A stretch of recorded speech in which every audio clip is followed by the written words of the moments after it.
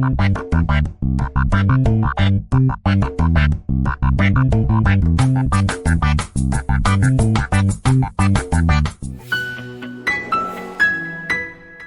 time you meet a girl at the bar, just smash a few ice cubes on the counter in front of her and say, "Now that we've broken the ice, what would you like to drink?" Wife: "I look fat.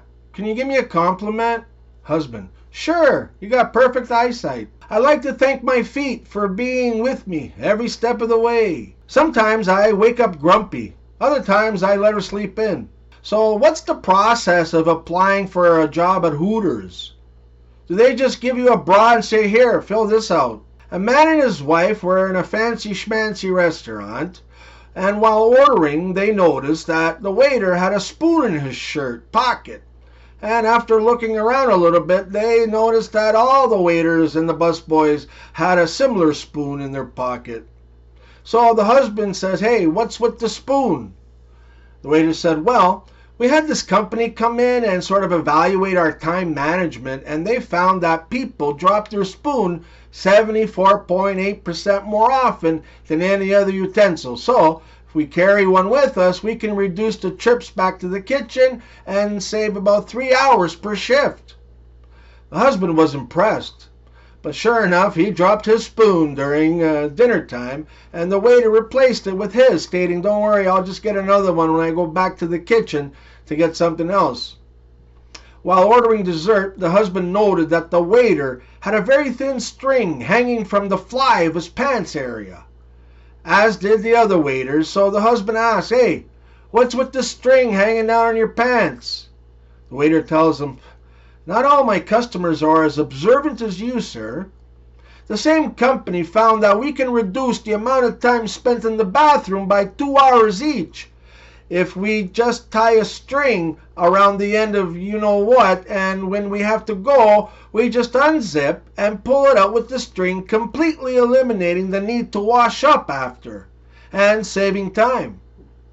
The husband was impressed, but then he asked, "It's a good idea, but how do you get it back in your pants?" The waiter leaned close and whispered, "Well, I don't know about the other guys, but personally, I used a spoon." What's worse than two girls running with scissors?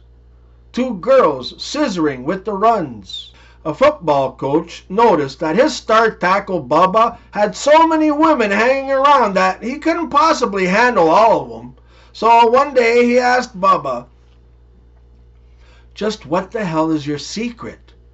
Bubba replies, "Well, coach, whenever I'm about to make love to a woman, I always whip it out and I bang it on the dresser like a hammer. This numbs it and I can go on and on all night." The coach went home early one day and he went to the bedroom. He heard his wife in the shower. Seeing a window of opportunity, he took off all his clothes and started banging his manhood on the counter. His wife stuck her head out of the shower and asked, "Bubba, is that you?" A gay couple and a lesbian couple are all going on a cruise together. Who gets there first? Well, obviously the lesbian couple got their lickety-split, and the gay couple was still packing their shit. "I found something my wife's bum doesn't look big in." The distance. A preacher visits an elderly woman from his congregation, and as he sits on the couch, he notices a large bowl of peanuts on the coffee table. "Mind if I have a few?" he asks. No, not at all," the woman replied. So they chat for about an hour, and as the preacher stands up to leave, he realizes that instead of eating just a couple of peanuts, he emptied almost the whole bowl. "I'm terribly sorry for eating all your peanuts. I really just meant to eat a few." "Oh, that's all right," the woman says. "Ever since I lost my teeth, all I can do is suck the chocolate off of them anyway." Husband: "Babe, after work I had an accident and Sabrina took me to the hospital. After a battery of tests they ran on me, they said I was in a bad state with cervical dislocation, multiple facial injuries, and it looks like they'll have to amputate my right leg." Wife: "Who's Sabrina?" "How is a hurricane like my ex-wife?" "Well, start off wet and wild, but in the end they take your house and car." Two monsters went to a Halloween party, and suddenly one said to the other, "A lady just rolled her eyes at me. What should I do?" The other monster replies, "Be a gentleman and roll him back to her." A man suffered a heart attack and had bypass surgery. He awakened to find himself in the care of nuns at a Catholic hospital. As he was recovering, a nun asked him how he was going to pay the bill. He replied in a raspy voice, "No health insurance." The nun asked if he has any money in the bank. He replied, "No money in the bank." The nun asked, "Well, do you have a relative or a friend who can help you?" He said, "Well, just a spinster sister who is a nun." The nun, slightly perturbed, said, "Nuns are not spinsters. Nuns are married to God." The patient replied, "Oh, then send the bill to my brother-in-law." Disappointment is when you run into a wall with an erection and break your nose. A white priest goes and he lives in an African tribe. He spends his days teaching the way of the Lord. And after several years there, a village woman gives birth to a white baby. The chief is not happy. When he confronts the priest tries to explain, "Listen, these things happen in nature." With the chief not quite understanding, the priest tries to explain further. "Okay, chief, you see the flock of sheep over there?" "Yeah." "You see they're all white, but one is black?" "Yeah." "Does that help you understand?" "Yeah." "I no say nothing about baby, and you say nothing about sheep. My jokes are like semen. Sometimes they land and stick, other times they're hard to swallow.